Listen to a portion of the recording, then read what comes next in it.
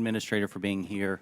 The chair had asked, how long does it take to recover from these? And I represent a district that was devastated by Harvey. And it was just a few months ago that we were still at a press conference at a ribbon cutting for something, a project that we had worked with FEMA to help bring recovery to. So obviously our hearts and minds go out to all those devastated in these past two hurricanes and what those communities and the families are going through right now.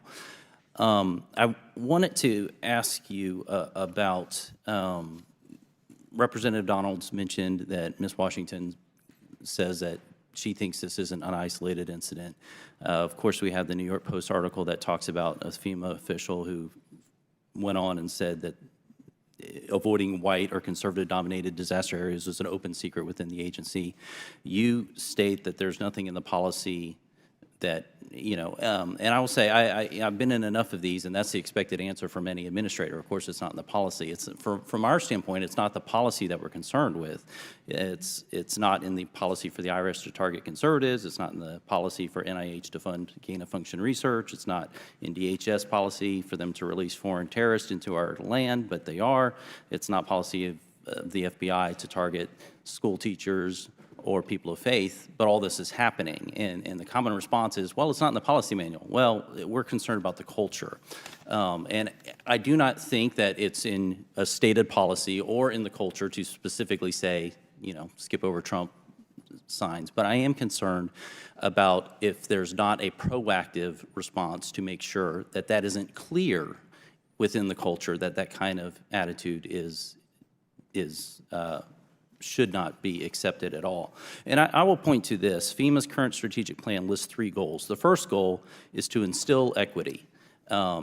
We know that these DEI initiatives have had a discriminatory aspect in it. We've seen a lot of companies now having embraced it out of altruistic means, but understanding that what they do is they ask us to discriminate proactively. One of the things it mentions is this plan lists racial minorities, even religious minorities, as individuals who should be the beneficiaries of equity. So I would ask you, who's a religious majority, or a racial majority? Does FEMA make decisions about resources distributed according to these policies? Because this is in the strategic plan. And so whatever your case is on this, you're asking your employees to make distinguishment between individuals as opposed to just meeting a need.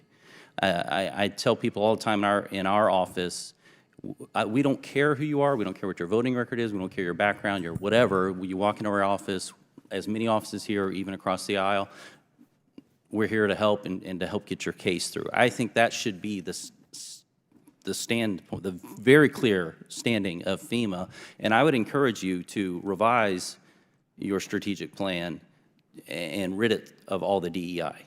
We'll be addressing this actually in a markup, I think, tomorrow. But if you could do that, I think that would go a far way to making sure we have a proactive culture to where it's very clear so these isolated incidences don't pop up.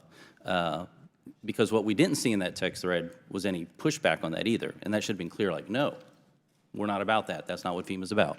And I would encourage you to do that. I did want to ask about a couple things, because sometimes I've noticed, and I don't think this is the intent, having, you know, had my own experience with FEMA, but sometimes it seems that the process gets in the way of the people. And I will point in our own district, you know, most of our district's rural.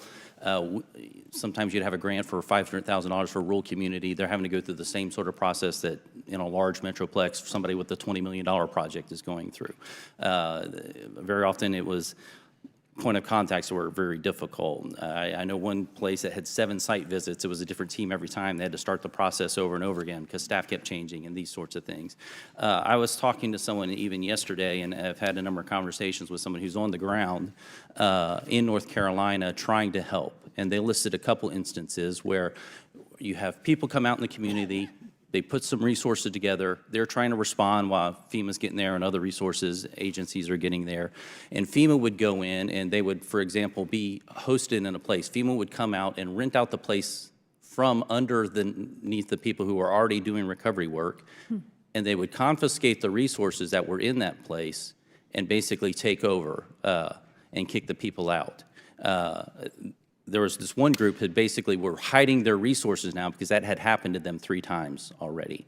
And so I would also caution you, there's other instances too where you have people trying to go and rescue and do recovery of their family, of their friends, of their neighborhoods who they know are trapped on a mountain, for example. And FEMA workers would stop them and prohibit them from going in to rescue them.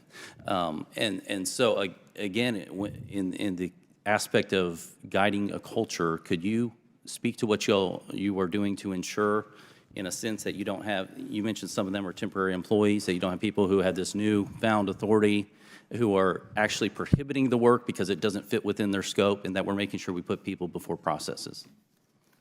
Chairman, I know we're over. Do I have time to answer? Can you, Make it quick? yeah, make it quick? My apologies. I've had a lot of experience with FEMA. So. Yeah, Congressman, I mean, first, I just want to address that the equity as a foundation of emergency management is part of my strategic plan, because I think it will also address some of your concerns, because I share your concerns. And when I was a local emergency manager, both in Colorado, but as well as in New York City, what I have experienced is the barriers that people have, good working people have, in trying to access the assistance that's available to them. And when I came into this position, my goal was to try to remove those barriers and make sure that everybody had access. That's the foundation of why we put equity in there. It wasn't a DEI initiative. It was about making sure all people can access Religious the programs. minorities, distinguishing between religious minorities There's a and majorities? definition as in the executive order that is listed in there because that is the executive order. But our view on equity is making sure that Why would you we even have ask? consistent and fair treatment of all people and making sure that nobody is left behind. That has been our goal, and we have made transformational changes in our own policies and our regulations to help assist more people. And we've been able to provide more aid in the last 3 years because of these changes, because we focused on making sure